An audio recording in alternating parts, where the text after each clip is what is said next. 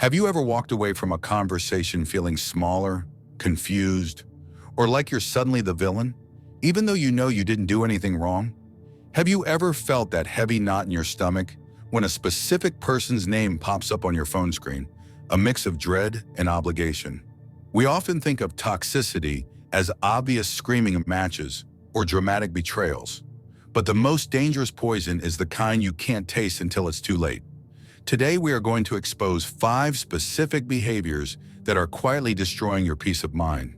Behaviors that society often tells us to just put up with for the sake of family, friendship, or love. By the end of this video, you won't just recognize these patterns. You will have the tools to break the invisible chains they've placed on you. The 4th behavior on this list is so subtle, you probably mistake it for closeness right now. Before we dive into the dark psychology of human relationships, hit that subscribe button and turn on notifications. You deserve to know the truth about the people around you. Let's start with the behavior that makes you question your own sanity. Psychologists call it gaslighting, but I call it the reality eraser. This isn't just about someone lying to you. It's about someone forcing you to reject the evidence of your own eyes and ears. Imagine a woman named Sarah. Sarah notices that her partner, Mark, has been texting an unsaved number late at night. When she gently asks him about it, Mark doesn't just deny it. He looks at her with genuine concern and says, "Sarah, you're imagining things again. I haven't been on my phone all night. You've been really stressed lately. Are you sure you're sleeping enough? You're sounding a little paranoid." In that moment, the conversation shifts. It is no longer about Mark's texting. It is about Sarah's stability. Sarah stops looking for the truth and starts checking her own mental state. This is the danger. It's a slow drip poison. It starts with small things. "I never said that," or "You're too sensitive." And over time, it erodes your confidence to the point where you rely on the toxic person to tell you what is real. There is a powerful quote by author Ziad K. Abdelnour that fits this perfectly. If they do it often, it isn't a mistake. It's just their behavior. You have to understand that a reality eraser's goal is control. When you can't trust your own memory or perception, you become entirely dependent on them. It is a survival mechanism for them to avoid accountability. But for you, it is a cage. If you find yourself constantly apologizing for things you didn't do, or recording conversations just to prove to yourself that you heard them right, you are in the presence of a reality eraser. Do not tolerate this. Your reality is not up for debate. The second behavior is tricky because it often hides behind a smile. I call this person the sniper. These are the people who constantly belittle you, but they do it under the guise of jokes, honesty, or constructive feedback. Think about a time you were really excited about a new goal. Maybe you wanted to start a business or get back into shape. You tell your friend and they say, "Oh, wow, good for you. I could never do that. I value my free time too much to waste it on a pipe dream. But hey, good luck." Did you feel that? It sounded like support, but it felt like a slap. That is the sniper's bullet. They didn't scream at you. They just planted a seed of doubt. If you get upset, they pull the ripcord. "Whoa, relax, I was just kidding. You can't take a joke?" Suddenly you are the one with the problem. You are too sensitive or no fun. There is an old fable about a frog and a scorpion. But let's look at a different analogy. The paper cut. 1 paper cut is annoying. 2 are painful. But if someone gives you a tiny paper cut every single day for 5 years, you will bleed out. The sniper relies on the death by 1,000 cuts method. They chip away at your self-esteem so slowly that you don't realize you've lost your confidence until it's gone. Eleanor Roosevelt famously said, "No one can make you feel inferior without your consent." The sniper demands your consent. They need you to agree with their assessment of you. When they say, "You're lucky to have this job considering your background," they are waiting for you to nod. The moment you stop tolerating the jokes, the moment you look them in the eye and say, "I don't find that funny, explain it to me," their power crumbles. Criticism that is designed to wound, not help, is an act of aggression. Treat it that way. The third behavior is perhaps the most painful because it involves the absence of communication. This is the stone wall, or the silent treatment. I want to be clear here. Taking time to cool off during an argument is healthy. Shutting someone out to punish them is abuse. Let me tell you a short story about a father and son. The son, David, decided to go to art school instead of joining the family business. The father didn't yell, he didn't argue. He simply stopped speaking to David. At dinner, he would ask David's mother to pass the salt as if David wasn't sitting right there. For weeks, David lived as a ghost in his own home.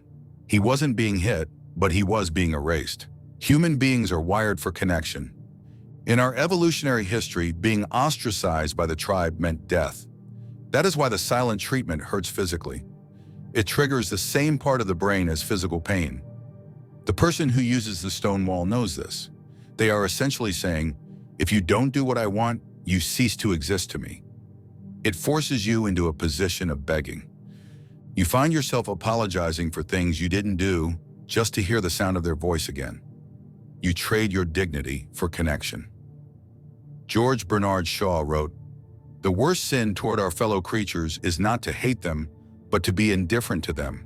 That is the essence of inhumanity." If someone creates a cold war every time you express a need or a boundary, they are not your partner or friend, they are your warden.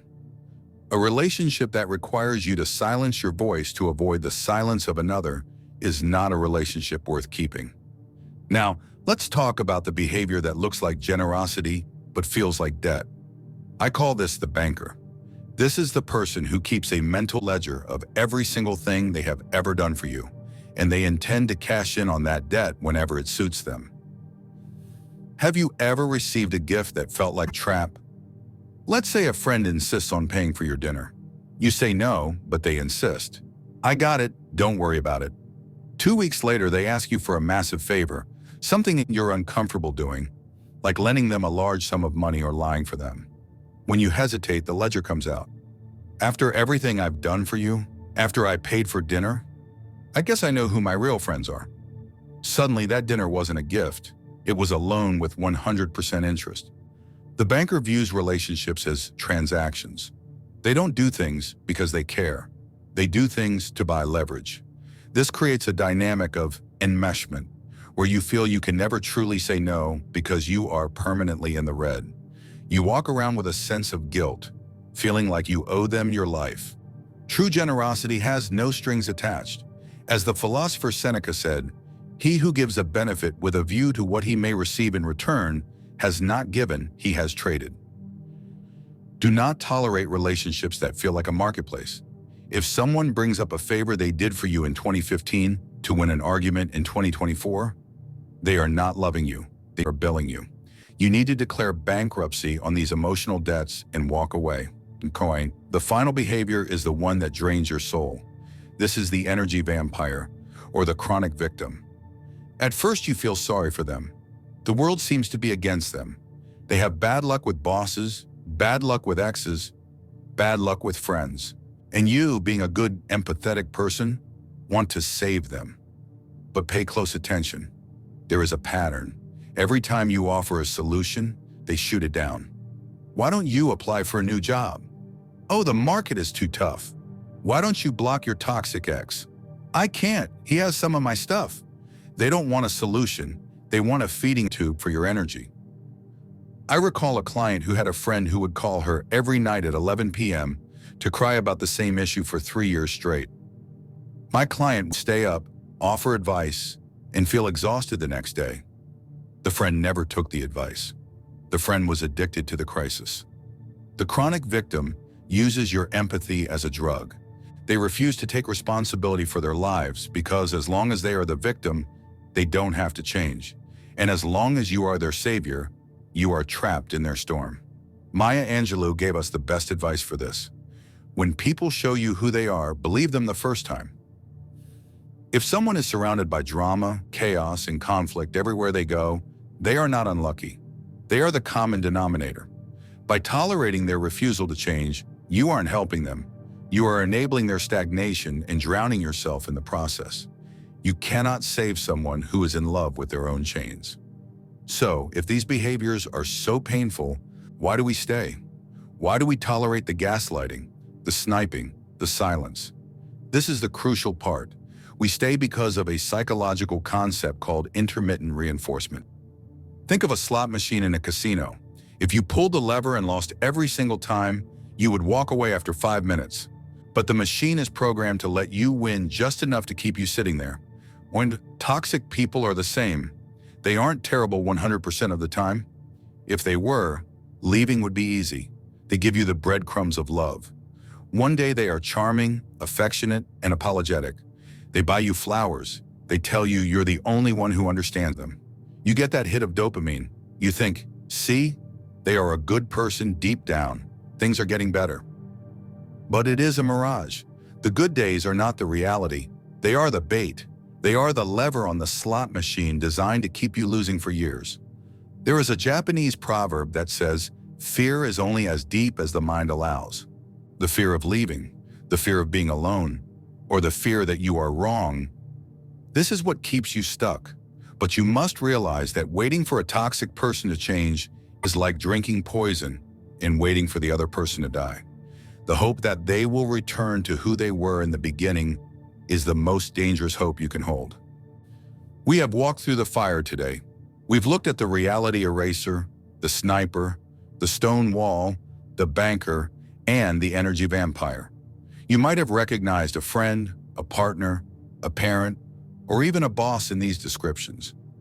Realizing this is painful. It hurts to admit that people we care about are hurting us. But this realization is also your power. Tolerating these behaviors is a betrayal of yourself. Every time you stay silent when you are disrespected, you are teaching them how to treat you. You have a promise to keep, not to them, but to yourself. The promise that your peace of mind is more important than their need for control. The promise that you are worthy of a love that is safe, a friendship that is reciprocal, and a life that is free of drama. Walking away doesn't always mean a dramatic exit. Sometimes it just means setting a boundary so high that they can no longer climb over it. It means engaging less. It means choosing you. Thank you for spending this time with me. If this video sparked a light in you, if it gave you a name for the pain you've been feeling, please share it with someone who needs to hear it. And don't forget to subscribe. We are building a community of people who refuse to settle for less than they deserve. Go out there and reclaim your reality. I'll see you in the next video.